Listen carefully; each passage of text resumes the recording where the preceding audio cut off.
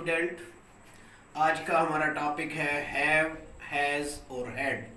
The use of have, has and had as a position के तौर पर इस्तेमाल होते हैं। ये कब्ज़ा, ताल्लुक, मिल्कियत को जाहिर करने के तौर पर भी इस्तेमाल होते हैं। हैव, हैज़ का यूज़ जो है टेंसेस में एज अ हेल्पिंग वर्ब या ऑक्सिलरी वर्ब्स के तौर पे भी यूज़ होता है, लेकिन आज जो हम हैव, हैज़ और हैड का यूज़ पढ़ेंगे वो एज अ पोजीशन के तौर पे इस्तेमाल होता है। जैसे मेरे पास एक किताब है, आई हैव अ बुक। उसके पास एक कार है, ही हैज़ अ कार। मतलब उर्दू में इसके लिए पास लफ्ज़ इस्तेमाल होता है। और सिंधी में वट, मूं वट हिक किताब आहे, हुन वट हिक कार आहे।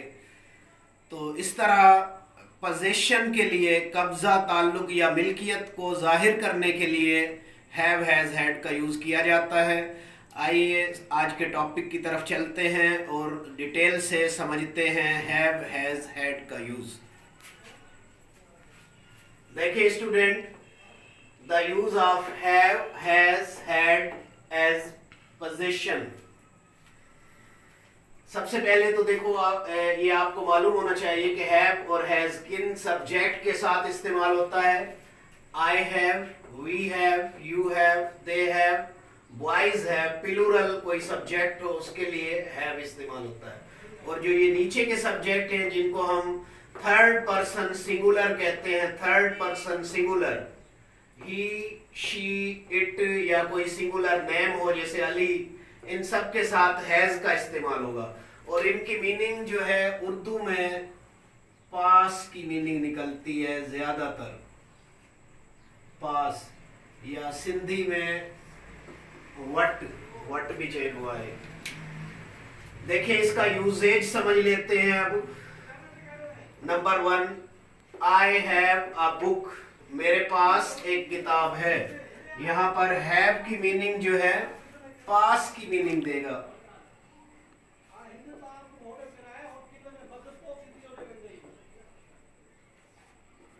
मेरे पास एक किताब है, मूं वट एक किताब आहे। इसी तरह सेकंड एग्जांपल देखें student, he has a car, उसके पास एक कार है। अब हैव और हैज की जो मीनिंग है पास की मीनिंग दे रहा है ये वर्ड जो पास है, लेकिन ये जरूरी भी नहीं है कि लफ्ज जुमले में पास लफ्ज हो या सिंधी में वट हो तो हम हैव, हैज का इस्तेमाल करें। इसके अलावा भी जुमले में कुछ मीनिंग जो है उनकी सेंस जो है वो यूज की जाती है, पास की सेंस निकलती है। जरूरी नहीं है कि ये वर्ड पास जो है जुमले में इस्तेमाल हो। जिस तरह नंबर 3 सेंटेंस है, the cow has a tail, गाय की एक दुम है।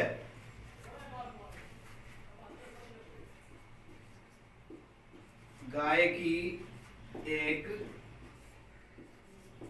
दुम है या गाय को एक दुम है। तो अब यहां पर देखिए पास लफ्ज इस जुमले में इस्तेमाल नहीं हुआ है, लेकिन इसकी सेंस जो है, इसका यूज, इसका इस्तेमाल यही जाहिर कर रहा है, इसको पास की मीनिंग जाहिर कर रहा है। इसी तरह देखिए नंबर 4, शी हैड। अच्छा, पास्ट में अगर सेंटेंस होगा तो ये हैड वर्ड यूज होता है, प्रेजेंट में ये दोनों वर्ड यूज होंगे, हैव, हैज। और पास्ट जो है ये तमाम सब्जेक्टों के साथ, जो ये वाले ऊपर वाले जो सब्जेक्ट हैं, जो ऊपर वाले सब्जेक्ट है इनके साथ भी हैड यूज होगा, और जो थर्ड पर्सन सिंगुलर है नीचे वाले सब्जेक्ट, इनके साथ भी हैड यूज होगा। देखिए हैड का use number 4, she had 3 brothers, उसके 3 भाई थे। अब देखिए यहां भी इस जुमले में पास वर्ड यूज इस्तेमाल नहीं हो रहा है, उसके 3 भाई थे। अब यूं जुमला सही नहीं होगा कि उसके पास 3 भाई थे, उसके 3 भाई थे। तो सेंस इसकी यही होगी कि उसके 3 भाई थे या वो 3 भाई रखती थी। इसी तरह नंबर 5, अगर सेंटेंस इंट्रोगेटिव हो, सवालिया जुमला हो, तो देखें हैड या हैव या हैज जुमले के शुरू में सब्जेक्ट से पहले आ जाता है। हैड ही अ कार, क्या उसके पास एक कार थी।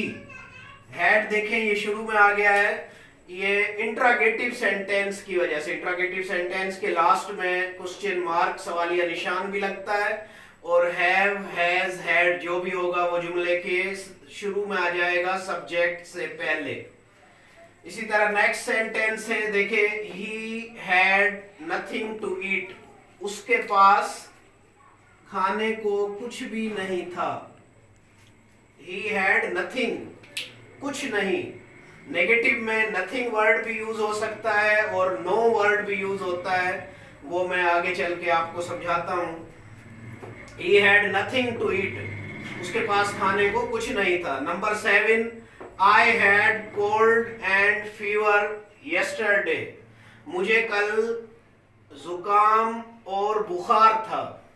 मुझे कल बुखार और जुकाम था। अब इसमें भी पास की मीनिंग नहीं आ रही है स्टूडेंट, देखें इस जुमले में पास का वर्ड यूज नहीं हो रहा कि मेरे पास बुखार था या मेरे पास जुकाम था।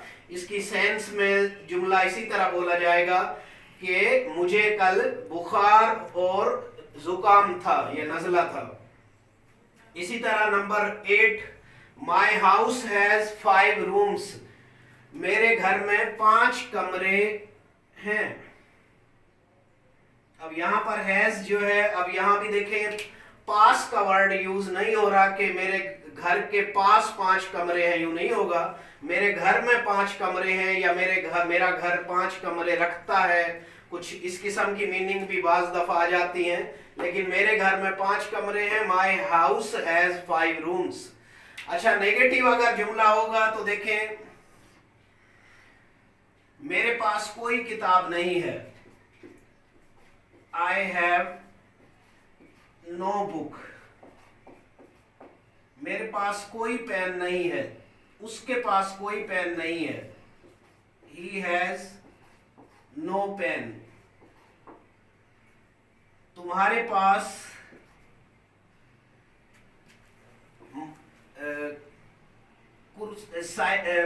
बाइक नहीं है।